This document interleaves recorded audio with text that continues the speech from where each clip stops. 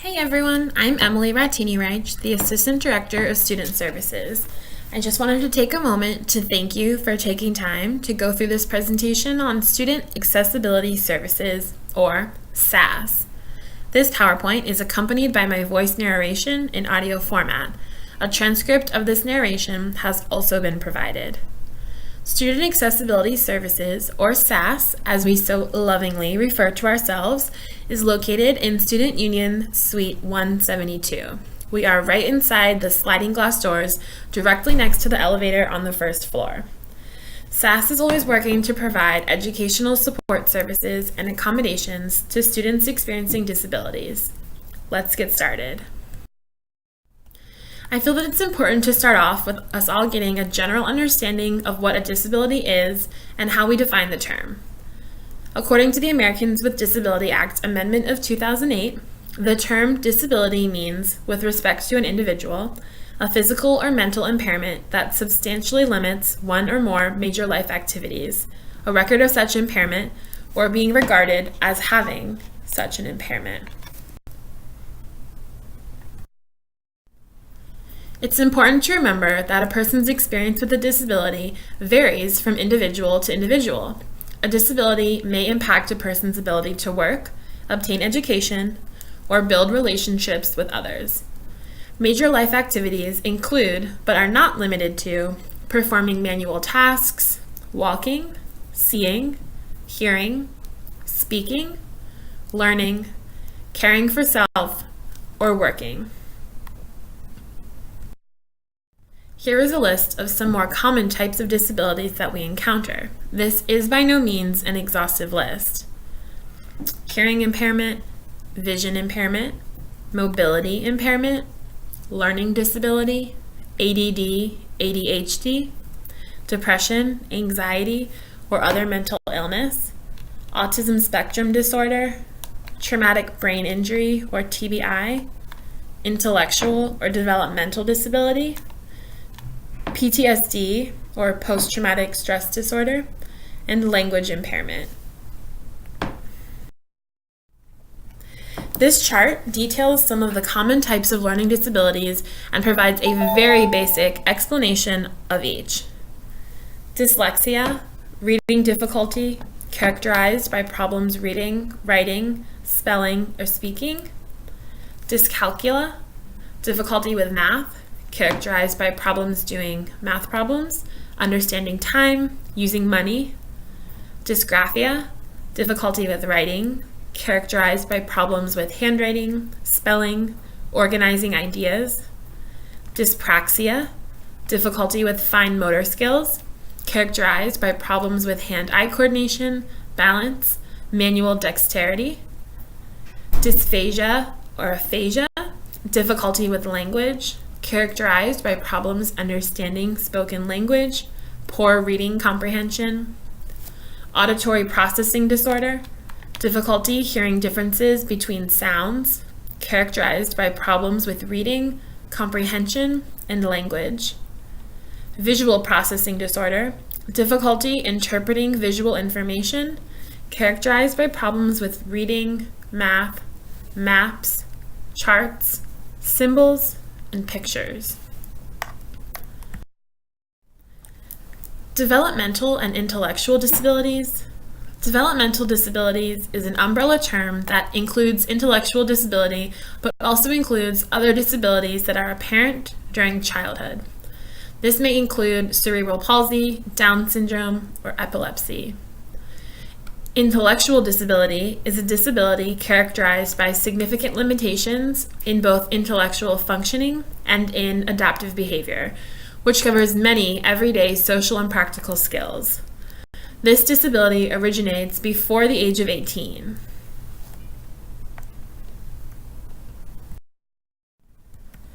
Another important topic to go over includes the differences between high school and college when it comes to accommodations. Some helpful ways to think about this include, in high school, school districts are responsible for identifying, evaluating students, and planning educational programs. The parent or guardian is the primary advocate. Students learn about their disability, the accommodations they need, and the ways to become a self-advocate. In college, students are responsible for requesting disability services or accommodations. Students are expected to be their own advocates. In thinking about these differences, how do you feel this may impact students that we serve here at TCC? There's a much higher level of independence, self-advocacy, and self-determination here on the post-secondary level. This means we all have a unique opportunity to assist in empowering students to seek eligible services and to provide a welcoming and non-stigmatizing environment. I invite anyone interested in sharing other things or ideas that they thought of on the discussion board posted in this Canvas. Universal design.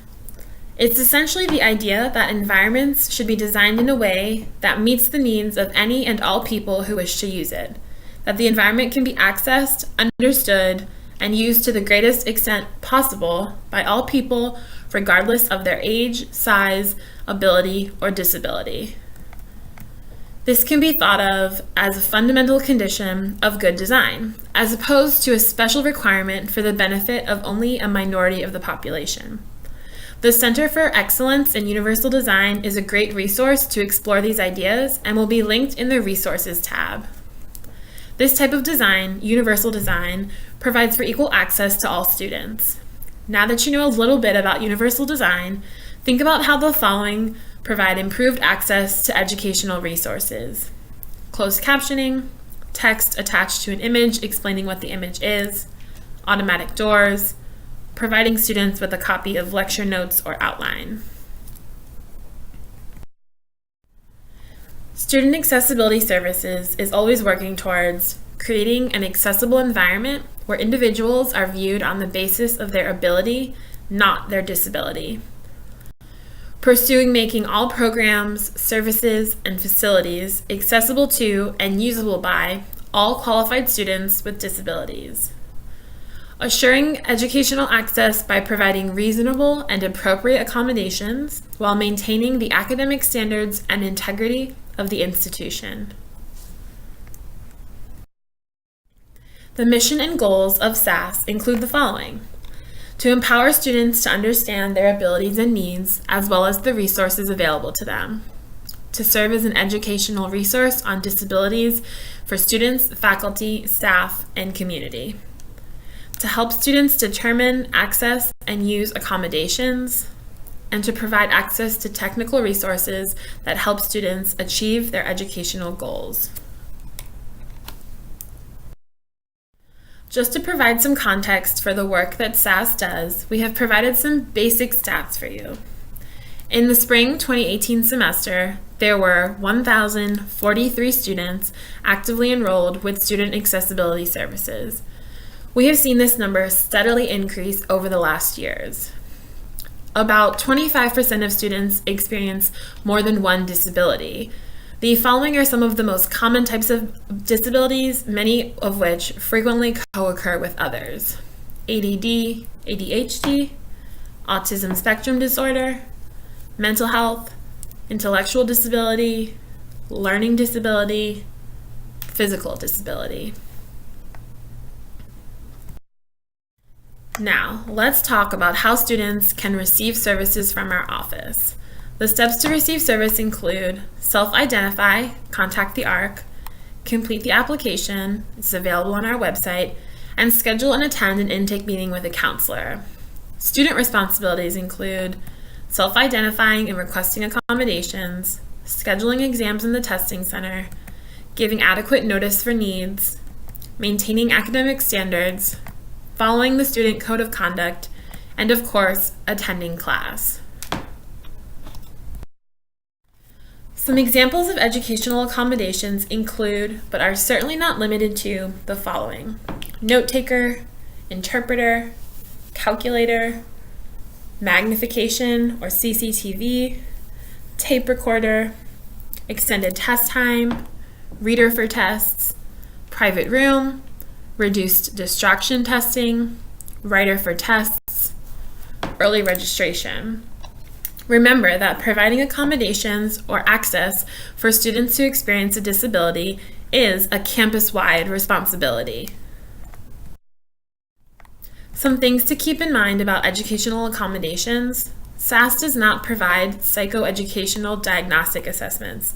We do often refer, and financial aid is available for testing for qualified students. We do not ask faculty to compromise the quality of instruction or evaluation, or to sacrifice academic standards. Sometimes folks ask, does the accommodation override the essential functions of the course? No, it most certainly does not. Reasonable accommodations are just that, reasonable, and cannot override the essential functions of the course. We cannot provide students with personal devices or personal aids, including wheelchairs, eyeglasses, hearing aids, transportation, personal assistance with eating, dressing, or toileting, readers, scribes, or typists for personal study. We do provide accommodated testing, tram service, student note-taker service, tape recording devices. Now, let's go over some information about service animals. The legislation has changed semi-recently, and TCC actually updated policy in December. These changes include the types of animals considered service animals, actually only dogs and miniature horses, and limits the questions that we can ask, as well as the process students must go through in order to utilize a service animal.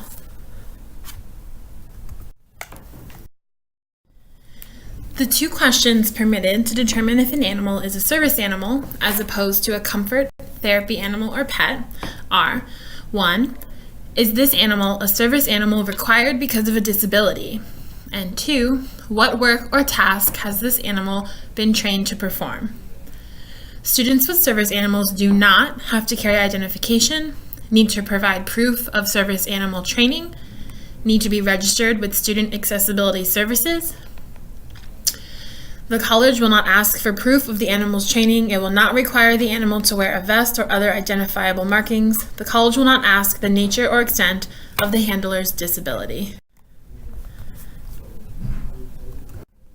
A service animal may be removed by campus authorities if it is disruptive, aggressive, unhygienic, or behaving in ways outside of the duties of a service animal. This could include wandering, barking, etc. Note that if a service animal is excluded or removed, the college will provide the individual with a disability the option of continuing access without having the service animal on the premises. As far as other animals on campus go, there are other support animals that are not considered service animals under the ADAA. These animals may include emotional support animal or therapy animal. These animals are not permitted on the campuses of Tallahassee Community College. If a student would like to request the use of other support animals, they may apply for Student Accessibility Services and request this as an accommodation, which must be approved by staff. When it comes to awareness and empathy, we all have a critically important role to play. Keep in mind that disabilities are not uncommon. However, each student's experience with their disability is unique. In 2011-2012, it was reported that 11.1% of college students experience a disability. Of this 11.1%, 56% were female, 43% were male, and 7% veterans. Remember that a student may not request or want accommodations. When working with a student, use the LUV or LOVE triangle: listening, understanding, validating. Each of us has the opportunity when we are working with students to follow these simple guidelines and to work to suspend judgments and to reduce stigmas.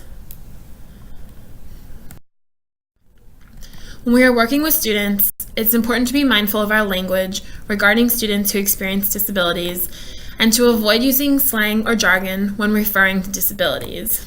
Unfortunately, there are many terms that have become commonly used in our everyday language. However, they are not helpful or supportive. What sorts of terms have you heard used? Some examples that come to my mind include referring to someone or their behavior as retarded, or speaking about someone being so crazy or manic in class today. Person-centered language, or person-first language, is a small shift in the way we speak and label folks, but can have a huge impact. This is the simple idea that our focus should be on the person first instead of the disability. For example, Referring to a person as having or experiencing autism would be the person-centered alternative to referring to someone as autistic. The idea is that we are working to describe what a person is experiencing rather than what they are. In wrapping up this presentation, the following points are key.